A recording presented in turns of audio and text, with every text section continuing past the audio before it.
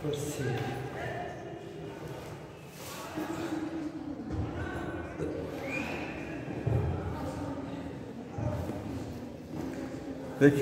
Last time predation चल रहा था, इधर देख लीजिए सब लोग।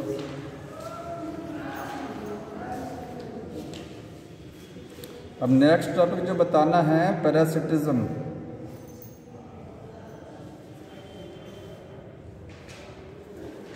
कंपटीशन नहीं, सीक्वेंस वाइज बताएंगे ना। मैंने बोला था आपको कि कंपटीशन आगे बताएंगे, क्योंकि प्रिडेशन और पैरासिटिज्म में थोड़ा सा क्या है डिफरेंस भी हमको बताना था। ठीक है, हाँ, तो सीक्वेंस वाइज चलेगा वो।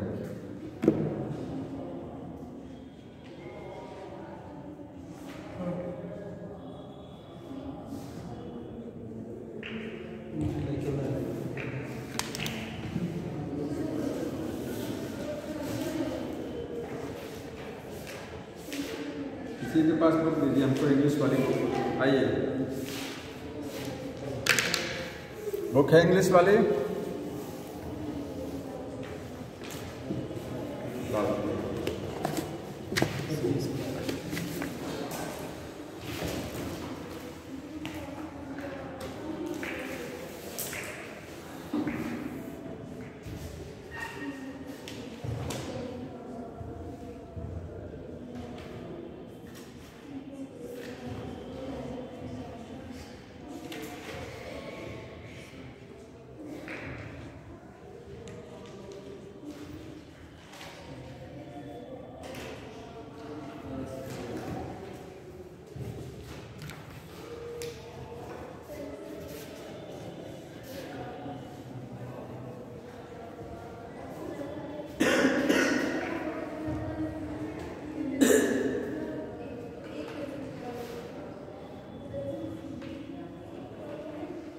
अब इधर देख लीजिए सब लोग।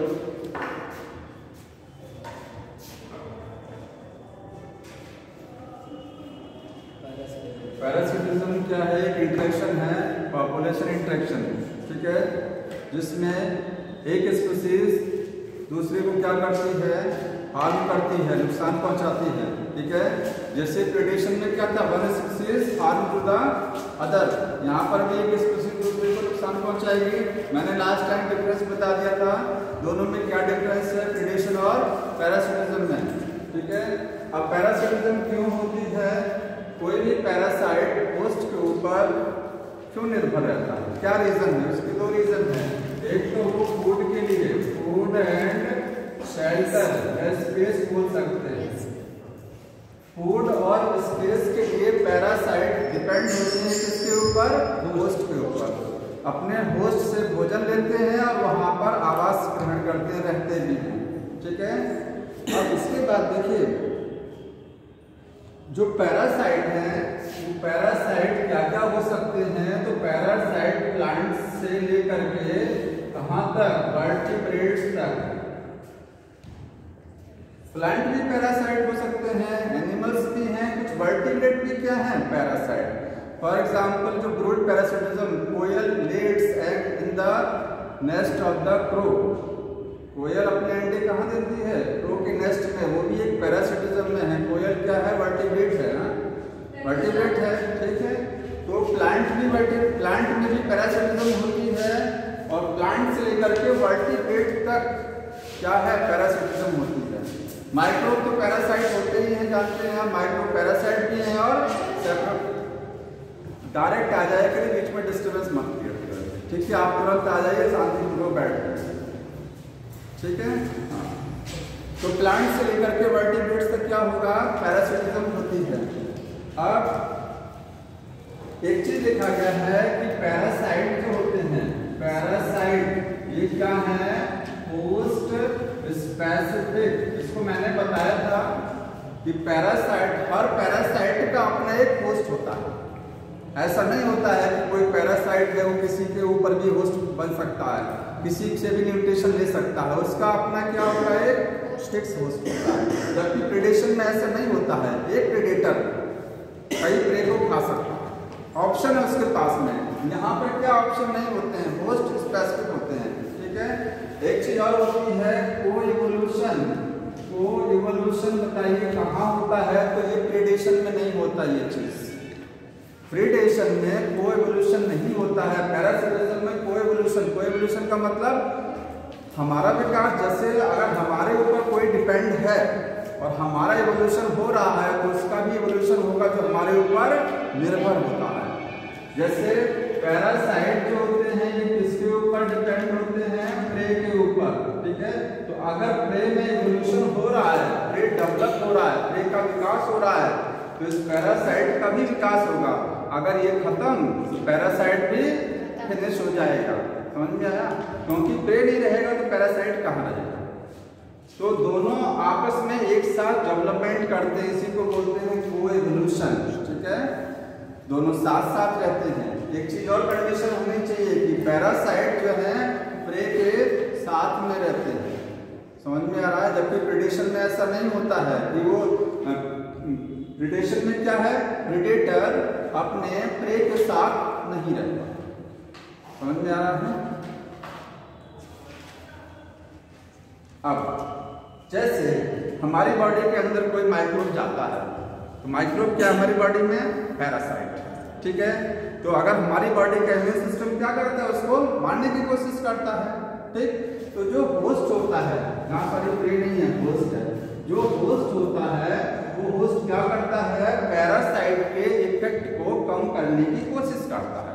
जब कोई पैरासाइट किसी होस्ट पर अटैक करता है तो होस्ट क्या करता है? क्योंकि देखिए जैसे हमने आपको बताया था कि प्रीडेशन में प्रीडेटर भी चालाक होता है और प्रे भी काफी चालाक है, ठीक है।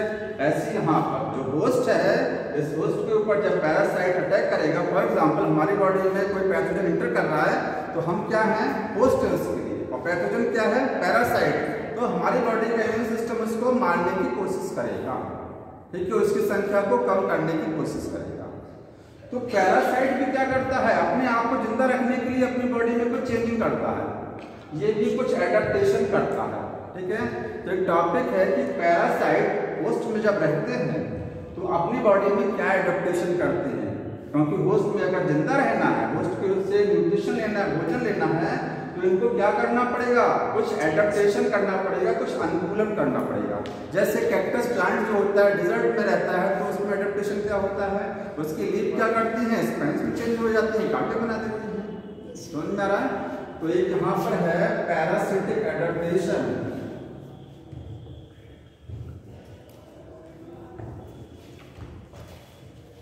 एंड होस्ट में पैरासाइट का एडेप्टेशन क्या है? 4 एडेप्टेशन है, आपको याद होना चाहिए। पहला एडेप्टेशन क्या है? Loss of unnecessary sense organ. जो अननेसेसरी सेंस ऑर्गन होते हैं पैरासाइट में नहीं होते, परजीवी में। जो परजीवी जितने भी हैं उसमें अनचाहे, अननेसेसरी का मतलब जिनकी जरूरत नहीं है, वो सेंस ऑर्गन नहीं होते, ठीक है। सेंस ऑर्गन का काम क्या होता है? क्या काम करते हैं बताइए? सेंस ऑर्गन हमारे अंदर आंखें हैं, ठीक है, ये कान है, ये सब वातावरण में जो सिग्नल है ना उसको डिटेक्ट कराते हैं कि वातावरण में हो क्या रहा है। पैरासाइट में ये अननेसेसरी सेंस ऑर्गन नहीं होते, क्योंकि पैरासाइट जनरली बॉडी के या तो अंदर रहेंगे या तो बॉडी के ऊपर रहेंगे। तो बॉडी के ऊपर बहुत कम पैरासाइट होते हैं, इनसाइड क्या होते हैं? होस्ट के ज्यादा। अब अगर कोई पैरासाइट हमारी बॉडी के अंदर है, वो अंदर बॉडी के अंदर इन्वायरमेंट कैसा है? यूनिफॉर्म है। जानते हैं टेम्परेचर बॉडी का क्या होता है? कांस्टेंट होता है, ठीक है। तो बॉडी में क्योंकि उसको मूव करने की जरूरत ही नहीं है, एक जगह वो फिक्स है, कहीं उसको हिलना डुलना नहीं है। पैरासाइट एक जगह फिक्स रहते हैं होस्ट की बॉडी के अंदर या फिर उससे ऊपर, उनको कहीं मूव करने की जरूरत नहीं है। जब मूव करने की जरूरत नहीं है तो सेंस ऑर्गन की भी नीड नहीं है। जैसे प्लांट में देखा जाए कि आइज होती हैं, नहीं होती है, प्लांट एक जगह स्टेबल रहते हैं, कहीं हिलते उठते नहीं है, ठीक है। तो इन्वायरमेंट को डिटेक्ट नहीं करना ज्यादा उनको, इसीलिए अननेसेसरी सेंस ऑर्गन नहीं होते हैं। एक प्लांट का एडेप्टेशन हो गया। रीजन क्या है? क्योंकि रीजन ये है कि parasite live in uniform environment inside host. Host के अगर अंदर है तो उसमें होस्ट में एनवायरनमेंट कैसा होता है? यूनिफॉर्म होता है, तो कोई जरूरत नहीं है, एक जैसा एनवायरनमेंट, ठीक। दूसरा एडेप्टेशन क्या है? Presence of adhesive organ,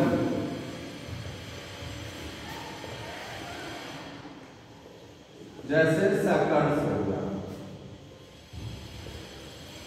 टीनियस oleum पढ़े हैं ना सब लोग। फीता कृमि जब बॉडी में रहता है तो आंतों से चिपका रहता है।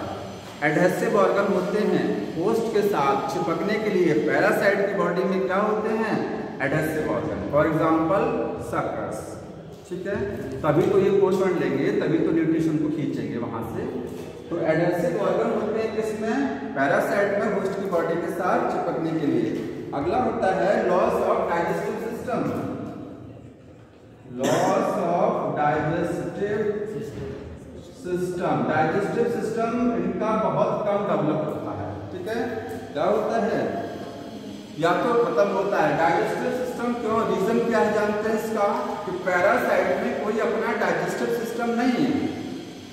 कोई बताएगा कारण क्या है? तुरंत खाना पा जाते हैं, क्योंकि पका पकाया भोजन लेते हैं। हमारी आंत में अगर फीता कृमि है तो हमारी आंत से वो डाइजेस्टेड फूड लेगा, जो भोजन बचा हुआ है उसी को तो खींचेगा वो। तो उसको पचाने की जरूरत ही नहीं है। जरूरत नहीं है तो डाइजेस्टिव कोई नीड नहीं है, क्योंकि ये डाइजेस्टेड फूड को लेते ही हैं। समझ में आया? इसका कारण ये है। और एक लास्ट होता है कि high reproductive capacity. High reproductive capacity, जितने पैरासाइट होते हैं उनकी प्रजनन क्षमता बहुत ज्यादा होती है। इसका कारण कुछ करने नहीं रहता, सब कुछ नहीं रहता। इसका रीजन ये है कि पैरासाइट जैसे बैक्टीरिया है, वायरस है, अगर बॉडी में कम है तो हमारा इम्यून सिस्टम इसको मार देगा, बैक्टीरिया को। वो अपनी संख्या जब बढ़ा लेते हैं तो तब फिर हमारे इम्यून सिस्टम के बस की बात नहीं रहती है, तब हमको बीमारी हो जाती है। समझ में आ रहा है? पैरासाइट होस्ट के अंदर जाकर के अपनी संख्या खूब बढ़ाते हैं, ताकि होस्ट का इम्यून सिस्टम इसको कितना मारेगा, कितना कम करेगा, संख्या बढ़ा लिया है। तो एक इनका एडेप्टेशन है कि वो उनका रिप्रोडक्टिव कैपेसिटी बहुत ज़्यादा होता है। जाहिर सी बात है, बैक्टीरिया जो है उनका प्रजनन दर जानते हैं बहुत फास्ट होता है। बैक्टीरिया रिप्रोडक्शन क्या होता है? बहुत फास्ट करते हैं। तो रिप्रोडक्टिव कैपेसिटी क्या होती है? हाई होती है। ठीक है, ये कुछ एडेप्टेशन हो गए। अब पैरासाइट जो होते हैं, कुछ पैरासाइट के सिंगल होस्ट होते हैं और कुछ के क्या हैं? दो होस्ट होते हैं। ठीक है, जिसके दो होस्ट हैं उसको क्या बोलते हैं? Digenetic parasite. यहाँ एक एग्जाम्पल लिखा हूं मैं, लिवर फ्लूइड।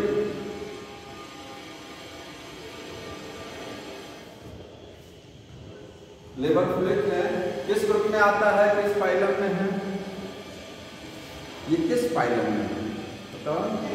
प्लेटीहेल्मिन्थ में। ठीक है, इसके दो होस्ट हैं, पहला स्नेल है, स्नेल, और दूसरा क्या है?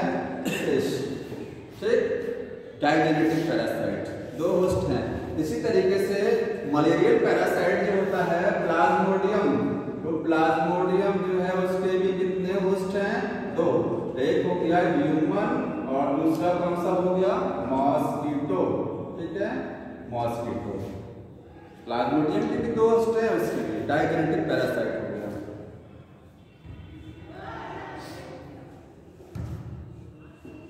अब एक लाइन बुक में लिखा है कि majority of parasites harm the host. ज्यादातर पैरासाइट ऐसे होते हैं जो अपने होस्ट को नुकसान पहुंचाते हैं।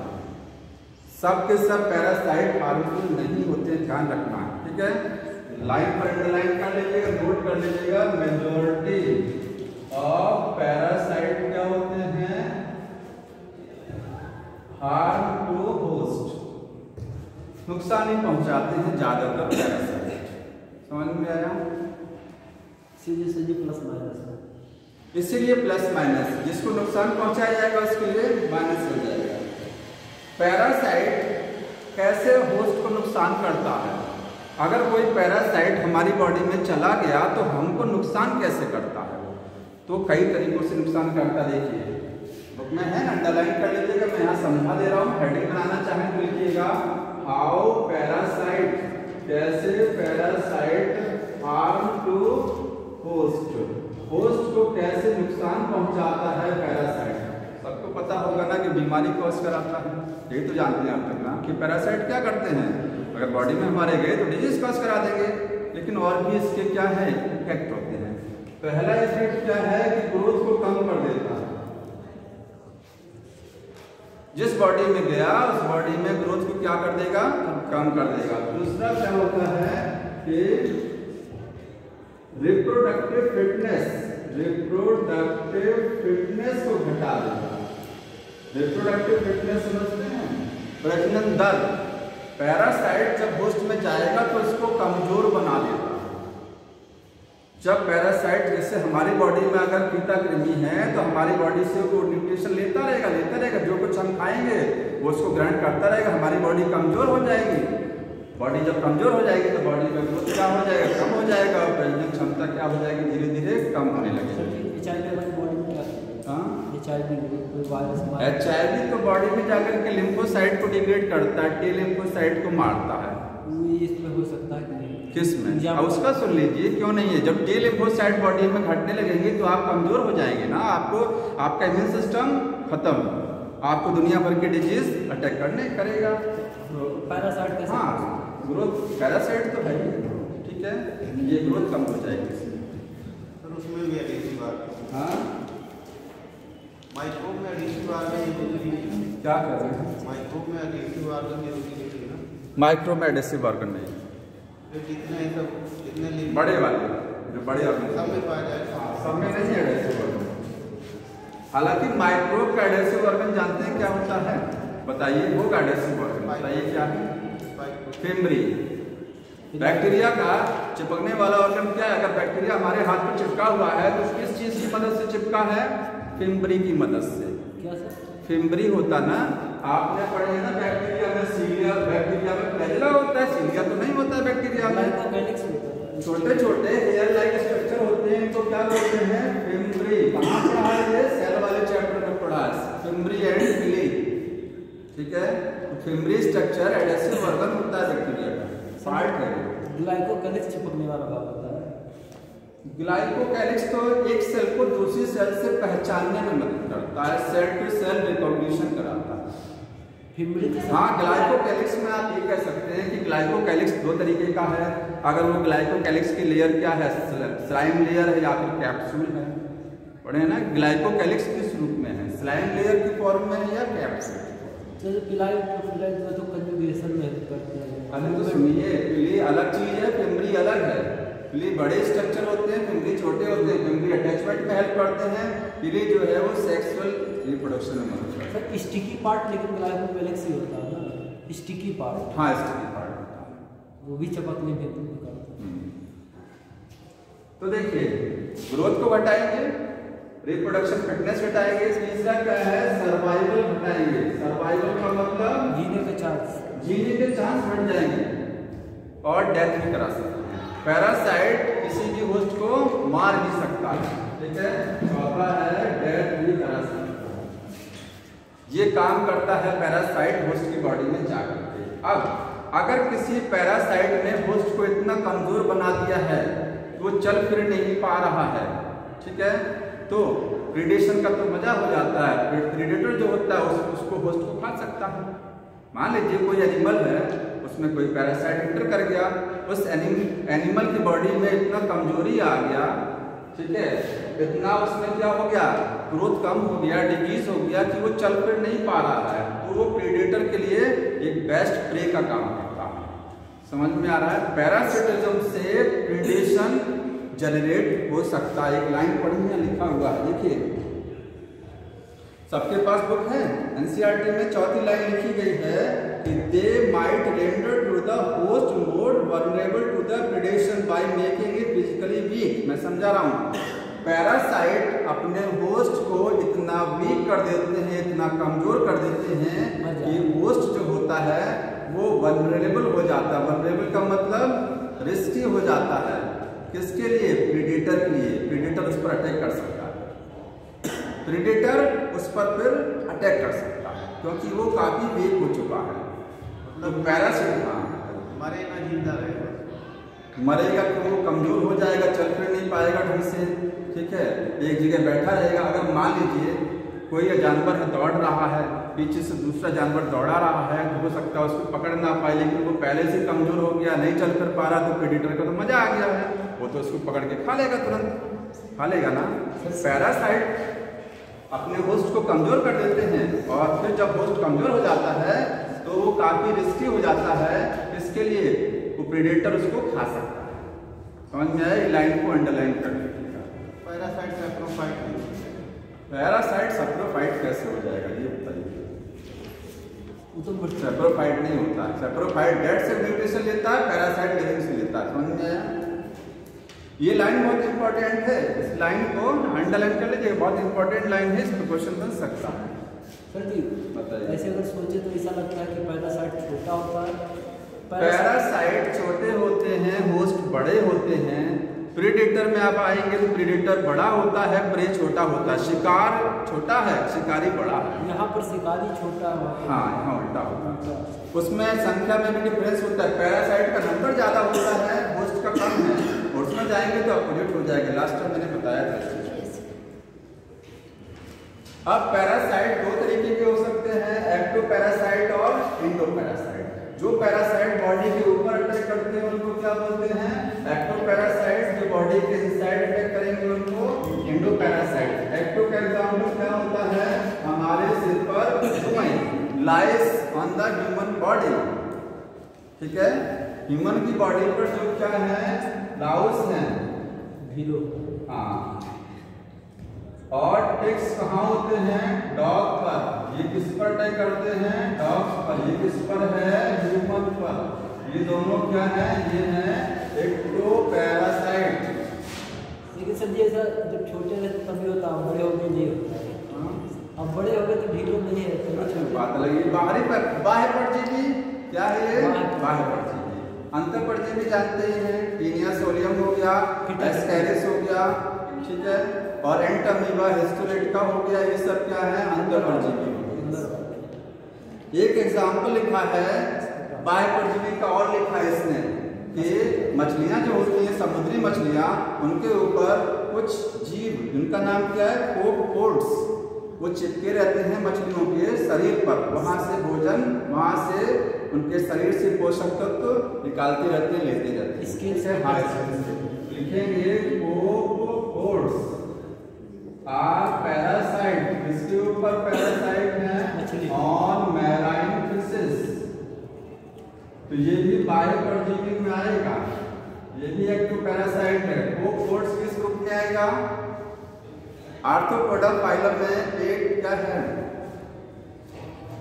एक ग्रुप होता है, इसमें प्रॉन आता है, झींगा मछली, हाँ, क्रस्टेशियंस, ठीक है। तो ये क्या है? क्रस्टेशियन है, उस ग्रुप में आता है कोपपोड्स। समझ में आया?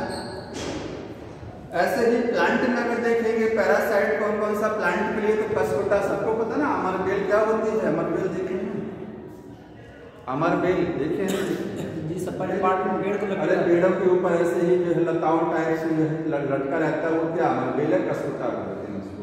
वो प्लांट के ऊपर पैरासाइट होता है, ठीक है। प्लांट के ऊपर इस तरीके से, प्लांट के ये प्लांट इसके ऊपर इस तरीके से रहेंगे। यहाँ पर ये क्या है? कसकोटा। इसमें क्लोरोफिल नहीं है, इस पत्ती में लीफ नहीं है, केवल क्या है? तना है इसमें, ठीक है। क्लोरोफिल नहीं है, भोजन नहीं बना सकता है, तो ये दूसरे पौधों के ऊपर निर्भर है। ये पैरासाइट है दूसरे प्लांट के ऊपर, कसकोटा। समझ में आ रहा है? कैसा परजीवी है? बाह्य परजीवी। अब लिखा गया है मॉस्किटो के बारे में, क्या बोलेंगे बताइए? मॉस्किटो जो होता है मच्छर, फीमेल मॉस्किटो, मेल तो काटता ही नहीं है। कौन सा काटता है? फीमेल। फीमेल मॉस्किटो परजीवी है कि नहीं है? नहीं, परजीवी नहीं है। मच्छर हमारा कौन चूसता है? वो परजीवी नहीं है। बताइए क्या कौन चूस करके वो अपना, वो कौन चूसता है? मच्छर ब्लड को सक करता है, जीने के लिए नहीं करता है, सर्वाइवल के नहीं, उसका भोजन नहीं है। देखिए रीजन क्या है कि मॉस्किटो जो है पैरासाइट क्यों नहीं है? उसके दो रीजन है। पहला रीजन जो है कि मॉस्किटो पैरासाइट जो होता है होस्ट के साथ काफी समय बिताना चाहिए। हमारे सिर पर जुए हैं, वो जुए हमारे सिर पर काफी समय बिताते हैं। ऐसा तो नहीं है कि आज जुए हैं 2 घंटे बाद गायब हो जाएंगे, आप गायब करेंगे तब गायब होगा ना, ये तो पड़े रहेंगे। मॉस्किटो आया, ऐसा नहीं होता कि 4 घंटे तक बैठा ही नहीं रहता, काट करके निकल गया। तो होस्ट के साथ उसको काफी समय बिताना चाहिए, ठीक है, इसमें ऐसा नहीं होता। पहला रीजन समझ में आया, पैरासाइट क्यों नहीं है, क्योंकि do not spend much time, ये ज्यादा समय नहीं बिताता है किसके साथ, तो होस्ट। और मॉस्किटो का होस्ट कौन है, ह्यूमन हो गया। दूसरा क्या है, एक ह्यूमन एक ही होस्ट, ठीक है। दूसरा रीजन क्या है, ये ब्लड को जब सक करता है तो ब्लड को भोजन के रूप में प्रयोग नहीं करता। हमने आपको बताया पैरासाइट किसी होस्ट पर जब रहते हैं तो उनका मकसद क्या होता है, 2 मकसद। एक तो वो होस्ट के साथ समय बिताते हैं, काफी लंबा समय बिताते हैं, रहते हैं वहां पर, और दूसरा क्या है, भोजन लेते हैं। ये ब्लड इसका भोजन नहीं है, ब्लड को लेता है रिप्रोडक्शन के लिए, प्रजनन करने के लिए, अंडे बनाने के लिए। फीमेल मॉस्किटो ब्लड को सक करती है अंडे बनाने के लिए। कैसे बनते हैं, क्योंकि ब्लड में एक प्रोटीन होती है एल्बुमिन, क्या होती है, एल्बुमिन। हमारे ब्लड में प्रोटीन है, पढ़े हैं ब्लड वाला टॉपिक। एल्बुमिन प्रोटीन अंडों को एग्स के बनाने के लिए जरूरी है, इसी से बनते हैं एग्स, समझ में आया। दूसरा रीजन क्या है कि मॉस्किटो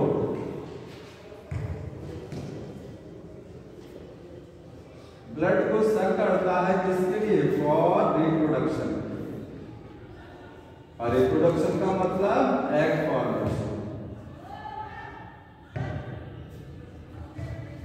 ठीक है। तो ये इसी वजह से ये पैरासाइट नहीं लिखिएगा, not parasite, predator. Predator, predator है। प्रीडेटर कैसे है, मार के खाता मच्छर हमको, प्रीडेटर तो मार के खाता है। ये केवल ये आपको इसमें से प्रीडेटर में नहीं आएगा, क्योंकि प्रीडेटर जो होता है अपने होस्ट को किल करके खाता है, समझ में आया। मांस नहीं खा रहा, वो ब्लड। अगला देखिए, इसके बाद कुछ और लिखा है, इंडो पैरासाइट। तो इंडो पैरासाइट हमारी बॉडी में कहाँ कहाँ रह सकते हैं, अंडरलाइन कर लीजिएगा, देखिए बुक भी देखते रह करिए, ठीक है। लिखा है इंडो पैरासाइट बॉडी में कहाँ कहाँ रह सकते हैं, ये सेकंड पैराग्राफ है इस टॉपिक का। इंडो पैरासाइट हमारी किडनी में रह सकते हैं, हमारे लंग्स में रह सकते हैं, हमारे डाइजेस्टिव ट्रैक्ट में रह सकते हैं, एलिमेंट्री कैनाल में रह सकते हैं, ठीक है। इसके बाद एक ब्रूड पैरासिटिज्म दिया हुआ है, क्या लिखा है, ब्रूड पैरासिटिज्म।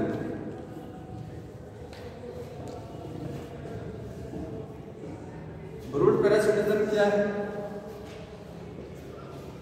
इसमें जो कोयल होता है वो अपने एग्स को किसके नेस्ट में ले करता है, क्रो के नेस्ट में। कोयल अपने अंडे कौवा के नेस्ट में, घोंसले में ले करती है, ठीक है। तो जैसे ये किसका नेस्ट है, ये क्रो का नेस्ट है, कोयल आती है अपने अंडों को यहाँ रख देती है, ठीक। उसके अंडे, कोयल कैसे, कोयल पैरासाइट है, परजीवी है, किसके ऊपर, कौवे के, लेकिन वो उससे भोजन तो नहीं ले रही है। तो परजीवी कैसे है, वो भोजन नहीं ले रही, वो अपने अंडे यहाँ रख रही है। इनके अंडे का टोटल टेक केयर कौन करेगा, क्रो करेगा, क्योंकि ये जो एग्स होते हैं कोयल के, they resembles to the eggs of the crow. ये अपने कोयल के अंडे अपने कलर को इस तरीके से चेंज कर लेते हैं जैसे कौवे का अंडा होता है। तो क्रो आता है और इनके अंडों को पहचान नहीं पाता है, किसका, कोयल के अंडे को पहचान नहीं पाता, क्योंकि दोनों अंडे कैसे लगते हैं, अपने और कोयल वाले, और उनको इंक्यूबेट करता है, ठीक है, उनको सेता है, और जब उनमें से बच्चे निकलते हैं तो वहाँ से चले जाते हैं। कौन सा कोयल अंडा देता है क्रो के नेस्ट, समझ में आया, माने कौवा, कौवा। तो सभी कौवा अंडा देता है, लेकिन कोयल कहीं तो अंडा रहता है सब कुछ। अरे कौवे में फीमेल नहीं होता है क्या, मेल फीमेल नहीं होता, कैसे बनेगा नया क्रो, कैसे बनेगा नया क्रो, कैसे बनेगा, वो क्रो का मतलब जो उसका फीमेल की बात हो रही है, ठीक है। एक तो यहाँ कोयल तो फीमेल आपको समझ में आ रहा है, उसके फीमेल की बात है। वो सर जी अंडा उसी का रहता है ना, उसका अंडा नहीं रहता है, वो मिमिक्री करता है। साफ साफ लिखा हुआ है कोयल के अंडे मिमिक्री करते हैं, नकल करते हैं। किसके अंडों की? क्रो के अंडे की नकल करते हैं। एकदम रिजेंबल, क्रो पहचान नहीं पाता मेरा अंडा कौन सा है और कोयल का अंडा कौन सा है। ठीक है, तो कोयल पैरासाइट है क्योंकि ये एक तरीके से रहने की जगह दे रहा है ना। क्रो किसको क्या दे रहा है? रहने की जगह दे रहा है कोयल के अंडों को। क्रो और कोयल में अंतर है। और क्या अंतर है? क्रो माने होगा आपने इसका जो है डिक्शनरी में जाके देखिए। क्रो माने होगा मेल की फीमेल। अब ये तो देखना पड़ेगा अभी मेल है कि फीमेल है, उसके फीमेल को क्या बोलते हैं क्यों? और सर कोयल का इंग्लिश क्या होगा? कोयल का कोको है, कोको बोलते हैं। कोयल को क्या बोलते हैं? तो कौवा और कोयल दोनों अलग अलग चीज है, अलग अलग। अब उस पर ज़्यादा डिस्कशन मत करिए। अलग पक्षी अलग है किसे अलग अलग समझ में आया? आज तक नहीं है, आप समझ गए ना? ये क्लियर हुआ? ब्रूड पैरासिटिज्म में आप पूछा जाएगा तो कोयल और क्रो का एग्जाम्पल लिखा हुआ है। ठीक है, आगे टॉपिक पर आ जाइए। कंपटीशन, जो आप लोग कंपटीशन कर रहे हैं, कंपटीशन ही तो कर रहे हैं क्यों?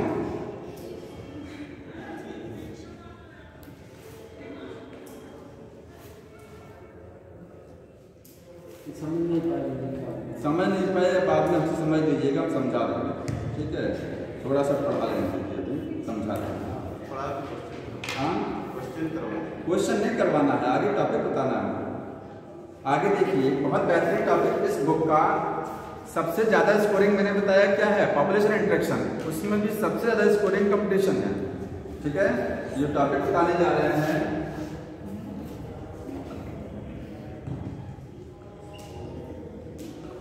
कंपटीशन को क्या बोलते हैं? प्रतिस्पर्धा।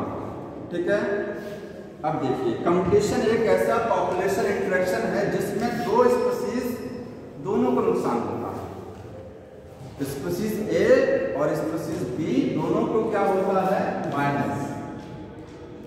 शुरू में बताया था मैंने, अगर दो जीव कंपटीशन कर रहे हैं, दोनों एक दूसरे को नुकसान पहुंचाते हैं, तो दोनों के लिए क्या सिंबल यूज होगा? माइनस का होगा। ठीक है, अब कंपटीशन जो होता है किस चीज के लिए होता है? खाना। कंपटीशन होता है फूड। देखिए, इसमें लिखा हुआ है कि अभी तक आप सबको ये पता है कि कंपटीशन क्लोजली रिलेटेड स्पीशीज के बीच में होता है। ठीक है, कैसे फायदा होगा बताइए? हाँ, नहीं, तो कंपटीशन का मतलब ये होता है कि एक दूसरे को नुकसान पहुंचाते हैं। खाना सामने रखा है, ठीक है, आप खाना खा रहे हैं, तो खाना जब कम पड़ने लगेगा तो आपस में क्या होगा? फाइटिंग होगा उस खाने को लेने के लिए, और जो ज़्यादा स्ट्रांग होगा वो सफल हो जाएगा उसको लेने के लिए। ठीक है, तो एक दूसरे को नुकसान करते हैं। कंपटीशन में अभी तक आप लोगों को केवल इतना पता है, ध्यान से लीजिए, कि कंपटीशन क्लोजली रिलेटेड स्पीशीज के बीच में होता है और कॉमन फूड के लिए होता है। अभी तक यही जानते हैं। ठीक है, तो आगे यहाँ पर लिखेंगे कि जनरली, इसको सब लोग नोट कर लीजिएगा, इस बुक में ना बहुत आगे पीछे करके दिया है टॉपिक। ठीक है, जनरली कंपटीशन किसके लिए होता है? जनरली कंपटीशन किसके लिए होता है? For same food resources. Same resources, अगर रिसोर्सेज सेम है, संसाधन एक जैसे हैं, आप सब कंपटीशन कर रहे हैं क्योंकि मकसद क्या है? सेम मकसद है, नीट। आप कभी जेई वाले से कंपटीशन करेंगे? नहीं करेंगे ना, उनका अलग रास्ता, हमारा रास्ता अलग। तो जब सेम रिसोर्सेज होते, रिसोर्सेज का मतलब फूड और स्पेस। रिसोर्सेज का मतलब क्या होता है? भोजन प्लस स्पेस, आवास। क्योंकि रहने के लिए और खाने के लिए ही कंपटीशन होता है, बाकी से मतलब ही नहीं है। ठीक है, दो ही चीज तो बेसिक रिक्वायरमेंट होती है ना। तो यही दोनों क्या है? रिसोर्सेज हैं। तो अगर रिसोर्सेज सेम रहते हैं तो जनरली कंपटीशन सेम रिसोर्सेज के लिए होता है, पहली चीज। दूसरा क्या है? कंपटीशन में जो कंपटीशन जिस जीव के बीच में होता है वो स्पीशीज क्या होती है? या तो एग्जैक्ट सेम हो सकती है।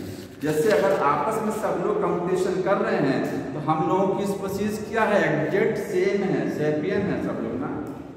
या तो ऐसी स्पीशीज के बीच में हो सकता है कि अगर मान लीजिए कोई स्पीशीज ए है और स्पीशीज क्या है बी है, ये दोनों क्लोजली रिलेटेड हैं।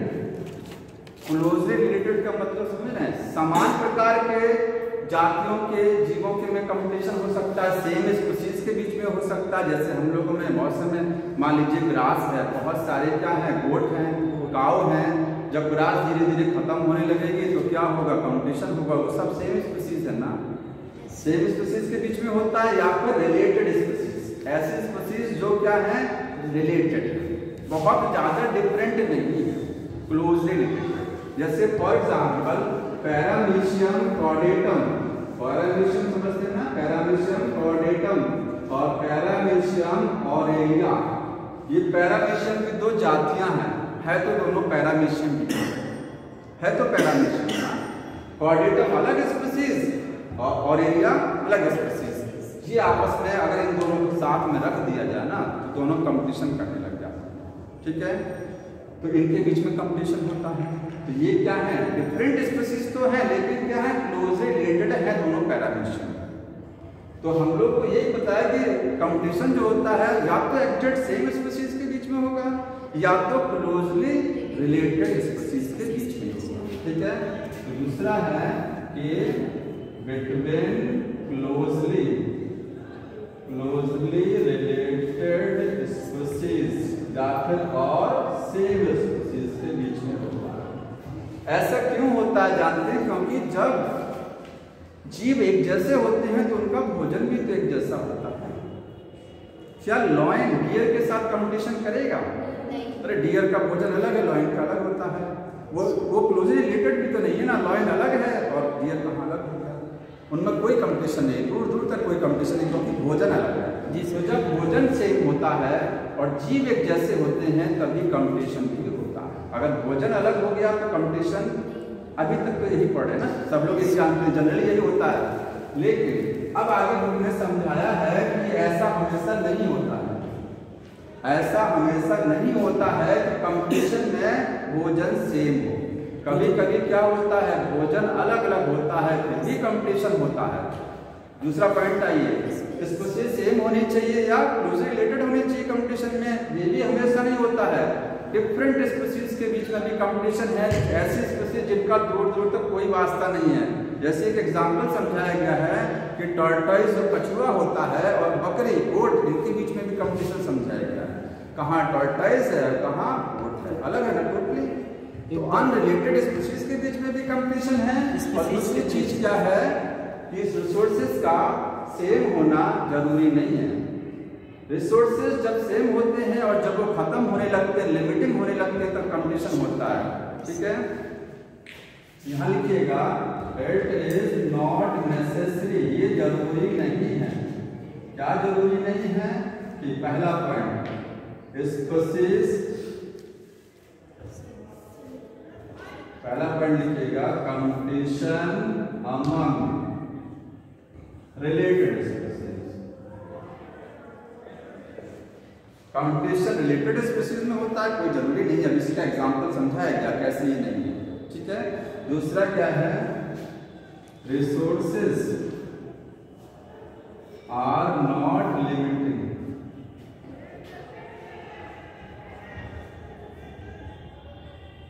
रिसोर्सेज का लिमिटिंग का मतलब खत्म होना।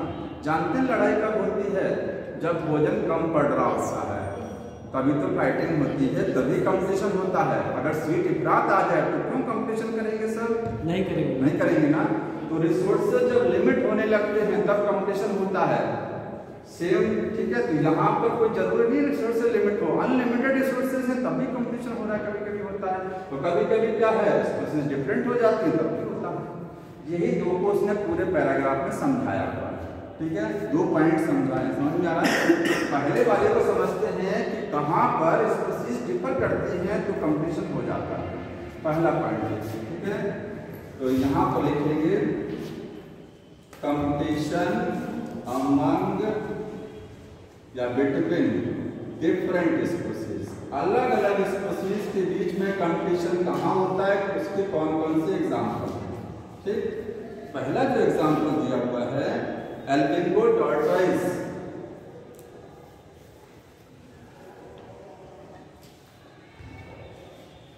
एल्बिंगो टॉर्टोइज और किसके बीच में? And goat.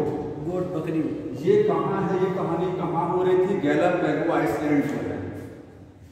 मेंडल वाले में पढ़े ना, डार्विन प्रिंसेस, ठीक है। गैलापैगो आइसलैंड है ये, ठीक है। तो ये गैलापैगो आइसलैंड पर तो एल्बिंगो टॉर्टोइज रहता है। और वहाँ पर क्या है, जब देखिए वह गैलापैगो आइसलैंड पर एक कछुआ की प्रजाति रहती थी, उसको क्या बोलते हैं? एल्बिंगो टॉर्टोइज। वहाँ पर जब गोट को इंट्रोड्यूस कराया गया, गोट को जब लाया गया, तो देखा गया कि ये टॉर्टोइज वहाँ से निकल लेते हैं, विलुप्त हो जाते हैं। ऐसा क्या हुआ कि कहीं पर गैलापैगो आइसलैंड पर टॉर्टोइज रहते थे, बड़े आराम से रहते थे। जब वहाँ पर गोट को ले आए, इंट्रोड्यूस करा दिया, तो टॉर्टोइज खत्म हो गए। ऐसा इसलिए हुआ क्योंकि टॉर्टोइज जो होता है, इसकी फीडिंग एफिशिएंसी, घास को खाने की, और टॉर्टोइज घास खाता है, हाँ? खाता है कि नहीं खाता?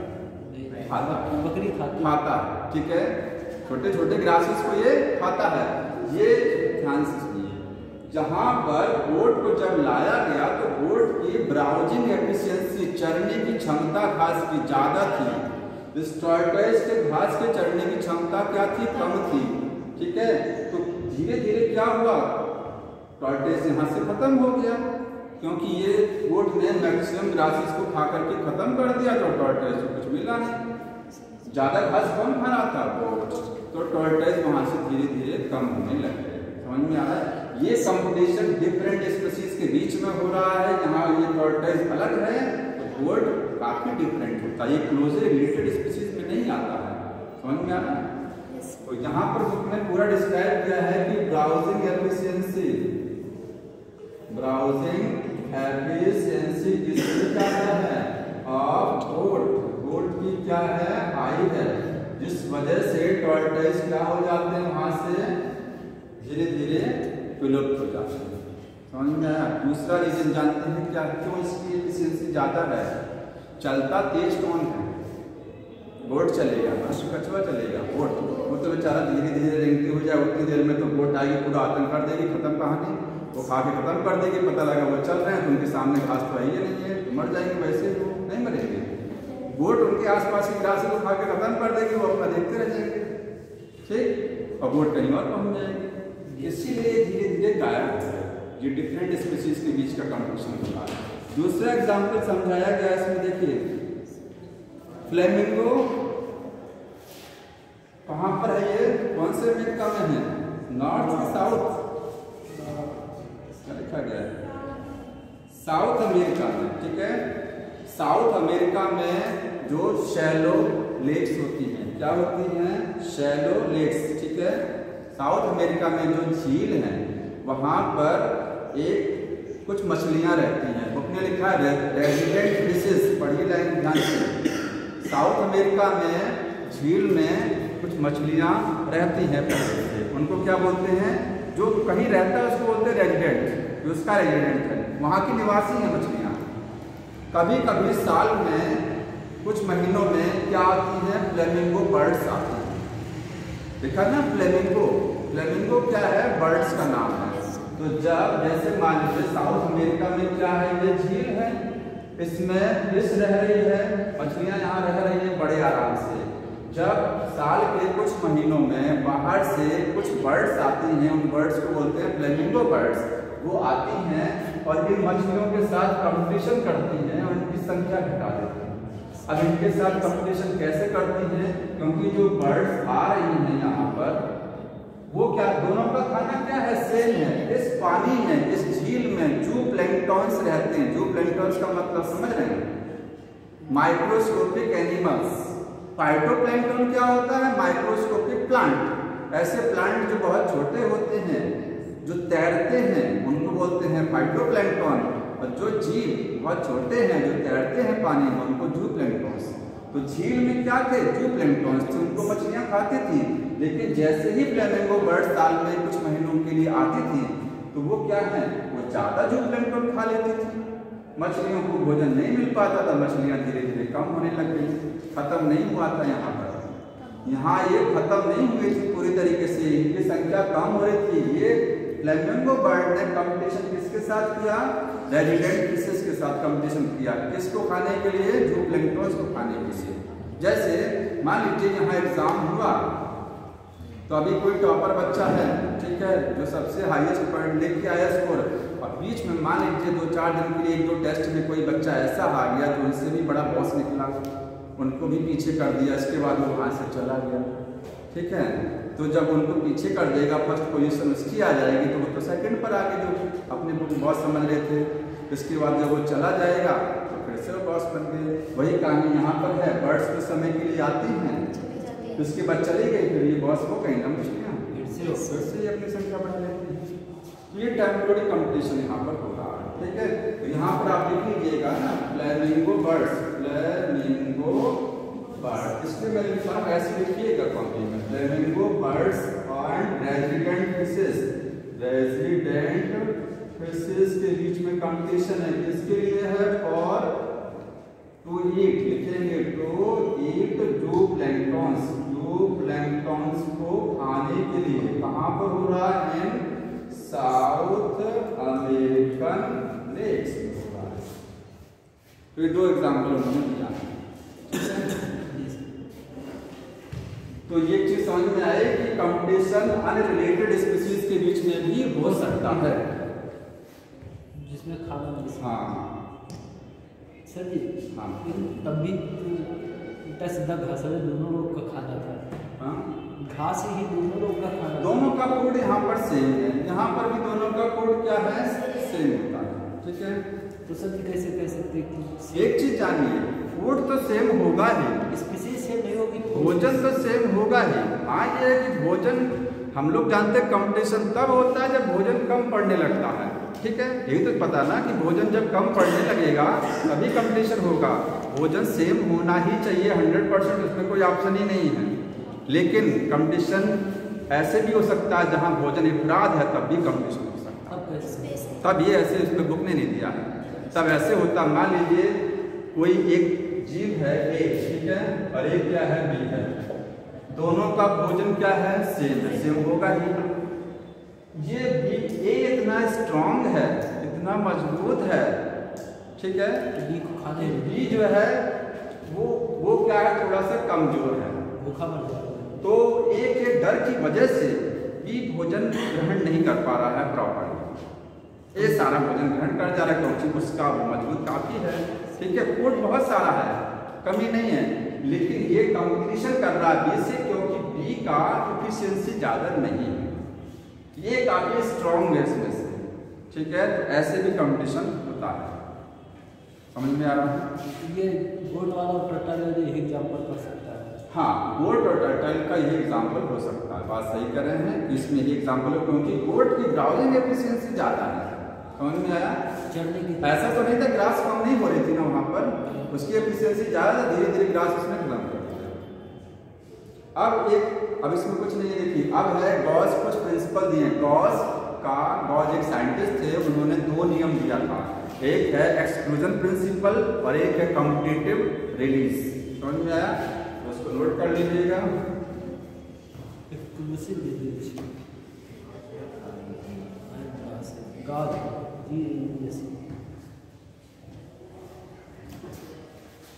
देखिए गॉस ने 2 प्रिंसिपल दिया था। कॉम्पिटिटिव एक्सक्लूजन, कौन सा प्रिंसिपल था? कॉम्पिटिटिव एक्सक्लूजन प्रिंसिपल, ठीक है। और दूसरा कौन सा था? Competitive release. ये दोनों सेम है, कोई अंतर नहीं है, बस समझने का नजरिया अलग है दोनों में। समझ में आया? दोनों प्रिंसिपल क्या हैं? सेम ही बातें करते हैं, बुक ने लिख दिया अलग अलग, लेकिन वो सेम कहानी बताते हैं दोनों। अलग अलग पॉइंट से समझना है इसको। बस देखिए कॉम्पिटिटिव एक्सक्लूजन प्रिंसिपल क्या है? मान लीजिए कहीं पर क्या हो रहा है? कंपटीशन हो रहा है कहीं पर, ठीक है। और फूड और स्पेस क्या है, सॉरी रिसोर्सेज क्या है, सेम है, सेम होता भी है, रिसोर्सेज क्या है, सेम है। तो जब रिसोर्सेज सेम है तो वहां पर जो सुपीरियर वैरायटी होगी, जो सुपीरियर स्पीशीज होगी, वो क्या करेगी, इंफीरियर स्पीशीज को वहां से हटा देगी। होता भी है ऐसा। जो अपने एरिया का डॉन है ना, उसके सामने किसी की थोड़ी ना चलती है, क्यों नहीं चलती है ना, एकदम बाकी लोग चूहे बन जाते हैं ना इसमें। देखिए superior species eliminate the inferior species by the competition, competition के द्वारा इसको क्या करा देगी, एलिमिनेट करा देगी पूरी तरीके से। कैसे, यहाँ जो हुआ था, जो कौन सा वाला था, टॉर्टाइज वाला केस, कि गोट की ब्राउजिंग एफिशिएंसी इतनी ज्यादा थी उसने टॉर्टाइज को एलिमिनेट करा दिया वहां से। समझ में आ रहा है। और कितने दिन में, 10 दिन में, डिकेड लिखा है ना, 10 दिन में एलिमिनेट करा दिया। इसका एग्जांपल आप लिखेंगे, ये एग्जांपल कौन सा है, वही वाला एल्बिंगो, ठीक है, एल्बिंगो टॉर्टाइज वाला एंड गोट वाला एग्जांपल लेके समझाया हुआ है, ठीक है, कि सुपीरियर स्पीशीज इंफीरियर को वहां से हटा देते हैं। दूसरा है कॉम्पिटिटिव रिलीज। अब देखिए, मान लीजिए कोई जगह है, ये कोई जगह, जैसे मान लो एग्जाम हुआ, कोई फर्स्ट आ गया, टॉप कर गया, अब उस टॉप वाले को ही वहां से हटा दो तो क्या होगा, जो दूसरा टॉप वाला सुपीरियर था, सुपीरियर जब किसी भी जगह पर कंपटीशन हो रहा है तो इस स्पीशीज के बीच में ए और बी, ए क्या है उसमें सुपीरियर है, टॉप है, बी क्या है इंफीरियर वाली है, तो सुपीरियर क्या करेगी, इंफीरियर को वहां से हटा देगी। होता ऐसे ही है। लेकिन अगर आप चाहते हैं कि ये इंफीरियर वाली वहां रहे तो सुपीरियर को वहां से हटा दीजिए, तो कंपटीशन खत्म, कंपटीशन खत्म हो गया ना, कि सुपीरियर वन को क्या कर दीजिए, यहाँ से एलिमिनेट करा दीजिए, एलिमिनेट एक्सपेरिमेंटली, एक्सपेरिमेंटली का मतलब जानबूझ करके वहां से उसको हटा दिया जाता है। अगर तो 20 स्पीशीज क्या हो जाती है, काफी डेवलप करने लग जाती है, इसका रिप्रोडक्टिव रेट क्या हो जाता है, बढ़ जाता है, ये सर्वाइवल के चांस बढ़ जाते हैं, ठीक है। बी क्या करेगा वहां पर, वो सर्वाइवल चांस जो होगा इसका बढ़ जाएगा। समझ में आ रहा है। तो है तो एक ही चीज दोनों ना, ठीक।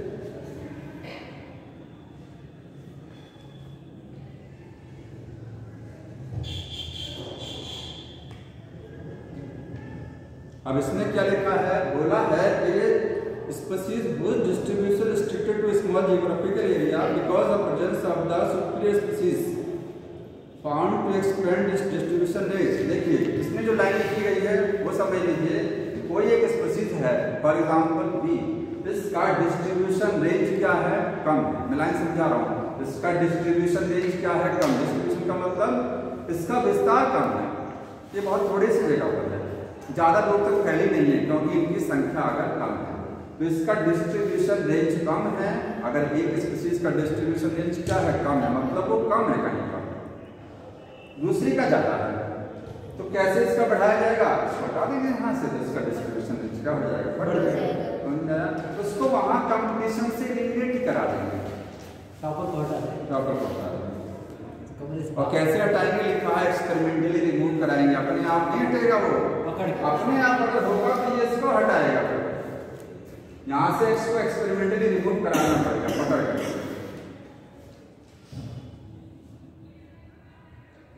एक और एग्जांपल इसमें लिखा है, अंडरलाइन कर लीजिए, कॉर्नेल वाला एग्जांपल देखिए, मैं बता दूं कौन सी लाइन लिखी गई है, 6-7 लाइन है, कॉर्नेल का एक एक्सपेरिमेंट है, मिला आपको, मिला, कॉर्नेल एक्सपेरिमेंट लिखा ना, लाइन मिली, लाइन मिला ना, नहीं मिला, कहाँ देख रहे हैं, इसी में जो पैराग्राफ आगे देखिए लिखा गया होगा, जहां पर गॉस कम्पिटिटिव एक्सक्लूजन प्रिंसिपल लिखा है, पैराग्राफ में सबसे ऊपर, इसी के ऊपर वाला पैराग्राफ देखिए,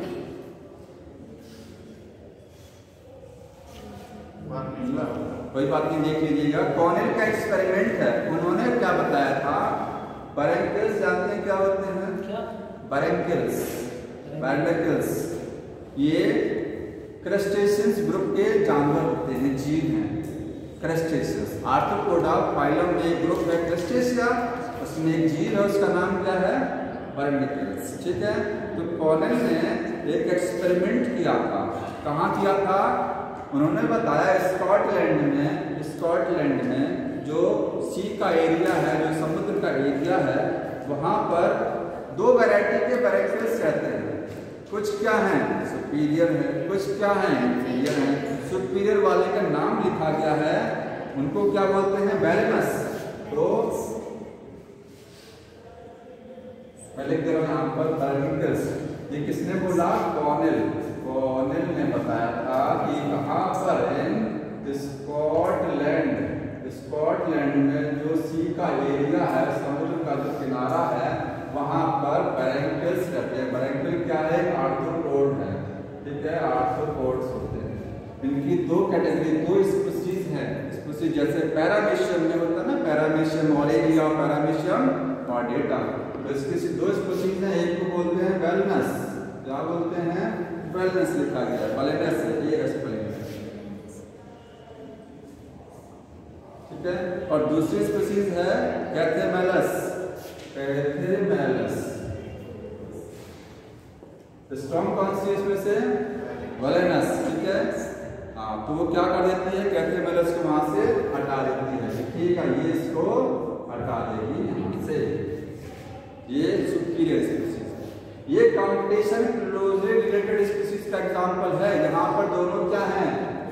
लगभग सेम हैं, ज्यादा अंतर नहीं है। ठीक है, अब सबसे लास्ट में एक चीज समझाई गई है इसमें कि मान लीजिए रिसोर्सेज कहीं कंपटीशन हो रहा है, कैसे कंपटीशन को हटाया जाए, कैसे हम ये कोशिश करें कि कंपटीशन हो ही ना। उसका तरीका क्या है? कंपटीशन हो ही ना। सबसे अच्छा तो यही होता है ना, कंपटीशन ही ना हो। तो कंपटीशन ना हो तो बंटवारा कर लीजिए, कुछ तुम काम करिए, कुछ हम काम करेंगे, सब मिल बांट के खाएंगे। होता है ना कि 5 स्पीशीज हैं, 4, सबका काम अलग अलग हो जाए, सब अलग जगह रहें, सब अलग तरीके का क्या है? अलग भोजन करें, कोई मतलब ही नहीं, कंपटीशन होगा ही। ठीक, तो उसमें एक चीज है, रिसोर्स पार्टनरिंग होता है। एक लाइन लिखिएगा कि टू अवॉइड, कैसे अवॉइड किया जाए कंपटीशन। रिसोर्स पार्टनर या ऐसे लिखेंगे, competition can be avoid. Competition can be avoid. कैसे अवॉइड कर सकते हैं? By resource partnering. Resource partnering,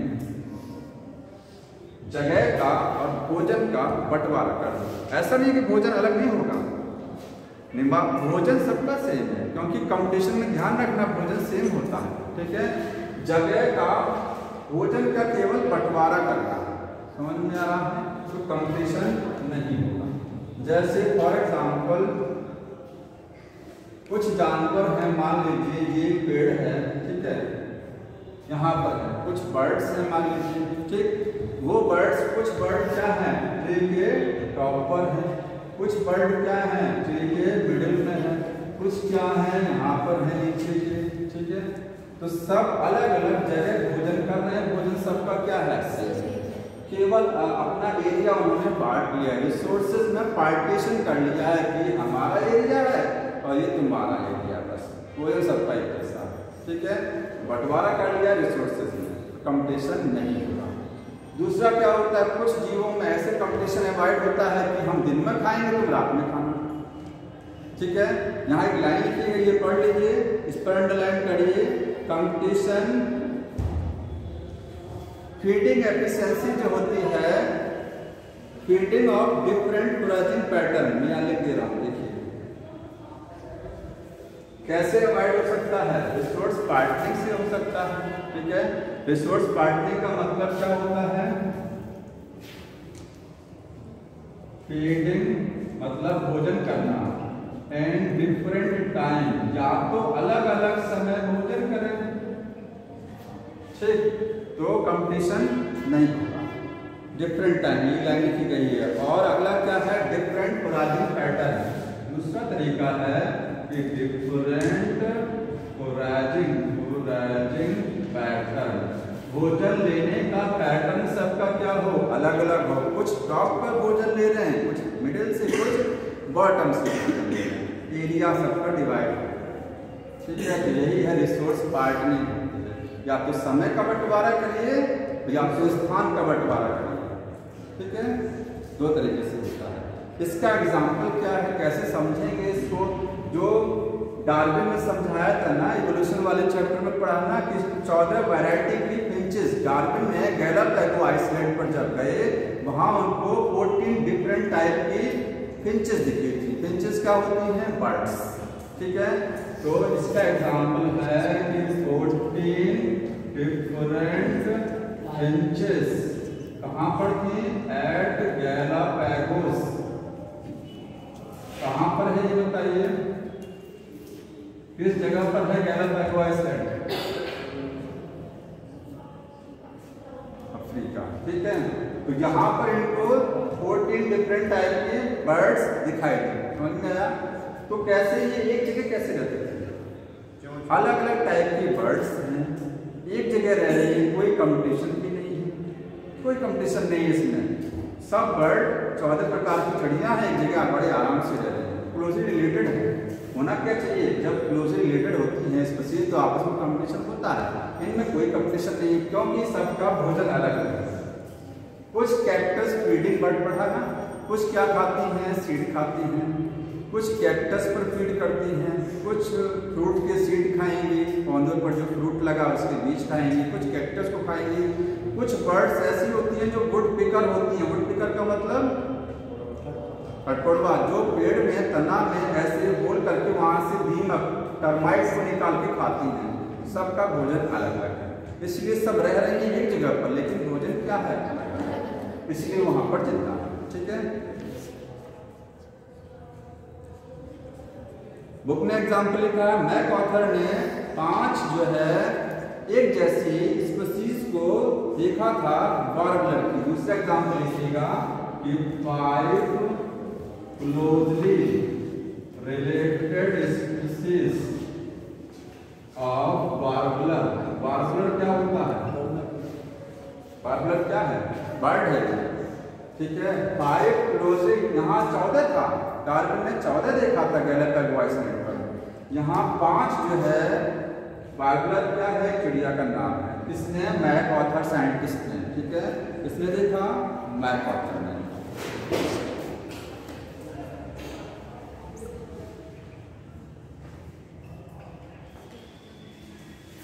तो कुछ ऐसे ध्यान रखना है कि मैक ऑथर ने 5 क्लोजली रिलेटेड स्पीशीज को देखा था, किसको समझाने के लिए? रिसोर्स पार्टनिंग के लिए। और डार्विन ने 14 बर्ड को समझाया था लेकर के।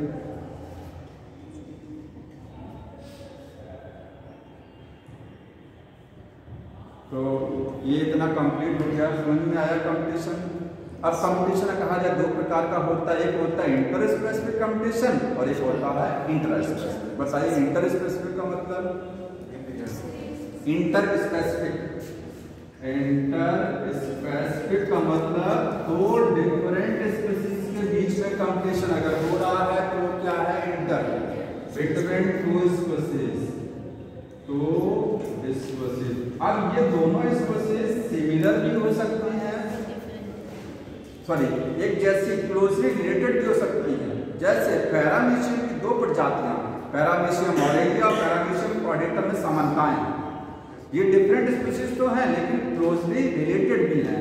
तो डिफरेंट स्पीशीज के बीच में अगर कंपटीशन हो रहा है तो वो स्पीशीज क्लोजली रिलेटेड भी हो सकती हैं और ऐसी भी हो सकती है जिनमें क्या होता है? काफी अंतर हो, जैसे बोट और टॉर्टोइस। ये डिफरेंट स्पीशीज हैं, ये भी डिफरेंट है लेकिन इनमें काफी असमानताएं हैं।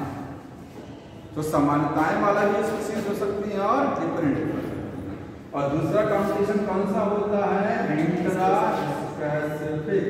इंट्रा स्पेसिफिक का मतलब बिटवीन सेम स्पीशीज, एक ही स्पीशीज के जीवों में होने वाला। हम लोग में कौन सा कंपटीशन होता है? ये वाला। कहीं पर बहुत सारे डियर हैं, घास खा रहे हैं, ठीक है, तो घास खत्म होने लगेगा तो डियर में कंपटीशन होगा। कौन सा वाला होगा? ये वाला, क्योंकि सारे डियर एक ही स्पीशीज के हैं। समझ में आया? तो मोस्ट कॉमन कंपटीशन कौन सा वाला होता है इसमें? ये वाला सेम स्पीशीज के बीच में, ठीक है। ये वाला कंपटीशन क्या है, सबसे ज्यादा है। आज हमको नहीं पता, टाइम नहीं दे शायद स्कूल के पेपर, शायद स्कूल के पेपर आज चलिए ऑफ कर दीजिए, कोई बात नहीं, अदर बंद।